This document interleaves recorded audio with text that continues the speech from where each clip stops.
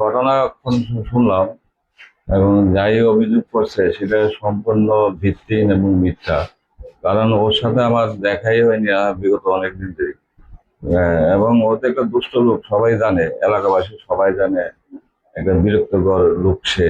প্রত্যেকদিন আমাদের কাছে রিপোর্ট আছে, এলাকাবাসী আমাদের কাছে রিপোর্ট করেছে যে রাত্র 11টার পর 12টার পর সে এখানে প্রায় প্রবেশ করে ঢুকে এখানে মধ্যমত্ত অবস্থায় থাকে, আড্ডা মারে বিভিন্ন লোকজনদের নিয়ে। এবং এখানে যারা আশেপাশের দোকানদার আছে সবাই তার ভয়ে তটস্থ থাকে, সেটা আমরা অনেকদিন ধরে পরিলক্ষিত করছি। তো সেই বিষয়টা নিয়ে কি আর বলা। আর এমনিতেই এই ছেলেটা, আমরা সবাই জানেন, এই ছেলেটা বাম আমলও একটা ত্রাস ছিল। একবার অটো থেকে একটা কলেজ ছাত্রীকে নেমে ওকে চর মারা হয়েছিল ভাড়ার জন্য। তো সে বিষয়টা তখনকার সময় বিষয়টা ভাইরাল হয়েছিল, একটা কন্যা ছেলে, এবং শুনলাম এর নামে অনেক রেপের কেস টেস এগুলো আছে। এইসব লোক সামনে সারিতে এসে যদি এরকম ভাবে আচরণ করে, তো এটা শোভনীয় নয়। আমাদের জন্য এটা শোভনীয় নয়। এবং আজকে সকাল থেকেই এখানে শুনলাম প্যাসেঞ্জারদের হয়রানি করা হয়েছে। রাত্রে সকাল থেকে 8টা থেকে এখানে রাস্তা বন্ধ করে দেওয়া, তাদের সেই চিরাচরিত বাম আমলে যেটা আমরা দেখে এসেছিলাম, যে রাস্তা রোকো আন্দোলন করা, কথায় কথায় সেরকম দেখছি। তো আমার আজকে ঠিক সেই প্রায় ঘন্টা দুয়েকের উপর রাস্তা বন্ধ, অনেক প্রচুর অফিস যাত্রীরা তারা সঠিক মতো অফিসে যাইতে পারেনি। এটা নিয়ে একটা বিরাট সমস্যা এলাকা ছিল। যারা অফিস যাত্রী, এলাকাবাসী ক্ষিপ্ত হয়ে গেছে। ক্ষিপ্ত হয়ে তারা তাদেরকে তাদের সাথে কথা বলতে গিয়েছে শুনলাম। এখানে একটা হয়েছে, কাণ্ড হয়েছে, এটা আমার নলেজে এসেছে।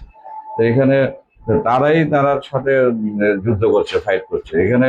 যারা সে যে দলের দাবি করছে, সেই যে দাবি বিএমএস বলে দাবি করছে, আসলে বিএমএস এর যারা অরিজিনাল লোক তারাও বলছে যে না দাদা, আমরা সে হলো বিএমএস এর নয়। তো এখানে একটা দাদাগিরি চলছে। তো আমাদের এলাকার নাগরদোলা অনেক পরিবেশ আগের থেকে অনেকটা ঠান্ডা, আপনারা দেখছেন। আপনারা প্রতিনিয়ত বিভিন্ন প্রোগ্রাম যান নাগরদোলার ভিতরে। তো সেখানে দেখেছেন নাগরদোলায় কোনো সমস্যা এখন নেই, অনেক সুন্দর পরিবেশ এখানে নাগরদোলা। এখানে এইসব হয়রানি বা যদি এইসব কিছু নেই। এখন কিছু দুষ্ট লোক তারা চাঁদা তোলে বিভিন্ন সময়, আমার কাছে খবর আছে। তারা বিভিন্ন সময় বিভিন্ন ভাবে তারা শ্রমিকদের থেকে টাকা নেওয়ার একটা ধান্দা তারা রাখে। তো এই জিনিসটা থেকে উত্তরণ পাওয়া দরকার, এলাকাবাসীও চাইছে। এলাকাবাসী যারা আশেপাশের নাগরিকরা আছে, যে নাগরদোলা আছেন, যে তারাও চাইছে যে এইসব একটা লোক যেন নাগরদোলা যেন প্রবেশ না করে, কারণ এখানকার পরিস্থিতি তারা খুব খারাপ করে ফেলে।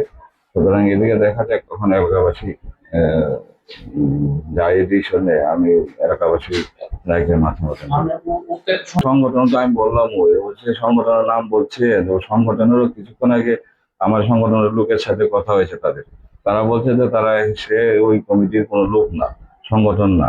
তা তাদেরকেও শুনলাম গত কয়েক মাস আগে, যারা অরিজিনাল সংগঠনের লোক ছিল, যে সংগঠনের কথা বলছে, সেই সংগঠনকে তারা এরাই তারা বিভিন্ন ভাবে চাপ প্রয়োগ করে তাদেরকে নাগরিকতা থেকে তারা সরিয়েছিল।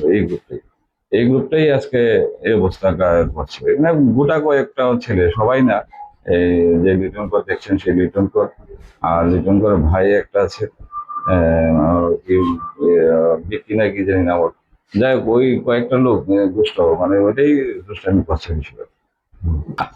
ভোট নিয়ে ওই যে কথা বলছে, সে এটা তো তার বিরুদ্ধে উম, তদন্ত হওয়া দরকার। ও যে বলছে তার বউ 5টা ভোট দিয়েছে, এটা তো প্রশাসন ছিল না, প্রশাসনের মাধ্যমে তো ভোট হয়েছে না। আর বিজেপি তো স্বচ্ছ, আমরা সবাই জানি। আমরা কিছুদিন আগে ওয়েস্ট বেঙ্গল নির্বাচন দেখেছেন কিভাবে সেন্ট্রাল ফোর্স দিয়ে নির্বাচন করা হয়েছে। আমাদের ত্রিপুরাতে ঠিক এরকমই।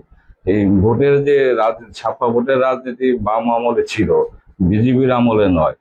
আমাদের যখন ইলেকশন হয়েছে তখন তো বিজেপির আমলে ছিল। বিজেপির আমলে যদি বলে ছাপ্পা ভোটে ভোট দেওয়া হয়েছে, ওনার বউ 5টা ভোট দিয়েছে, উনি প্রমাণ করুক, উনি প্রমাণ করে দেখাক।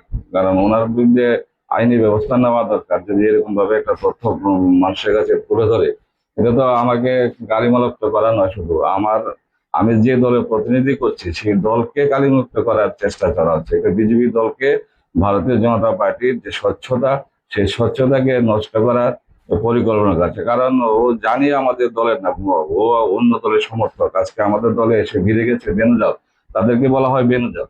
এই বেনজালরাই আজকে আমাদের পার্টিকে দুর্নাম করার চেষ্টায় চালিয়ে যাচ্ছে। ওর বিরুদ্ধে আমি চাই, ওর বিরুদ্ধে আইনের তদন্ত হওয়া দরকার, কারণ এইভাবে যদি বলে ছাপা ভোটের ব্যাপার, তাহলে তো অন্যায়। সেই কাজটা নয়, পাবলিক দেখেছে, পাবলিক আমাদেরকে জয়যুক্ত করেছে ভোটের মাধ্যমে। শুধু আমার ইলেকশন নয়, আমার নির্বাচনের পরও এখানে লোকসভা নির্বাচন হয়েছে, এরপরে আবার বিধানসভা নির্বাচন হয়েছে, কয়েকটা নির্বাচন এখানে হয়েছে। সেই সব নির্বাচনে কেউ কোনো কোথাও এরকম অভিযোগ আসেনি, তো হঠাৎ করে সে তার এই অভিযোগ দেওয়ার পিছনে কি কারণ? বেশি কোনো কাজ সাজিয়ে আছে, তার কোনো একটা ষড়যন্ত্র চালাচ্ছে তারা, তার সাথে কেউ আছে জড়িত, তাকে দিয়ে মুখ খুলে এই কাজ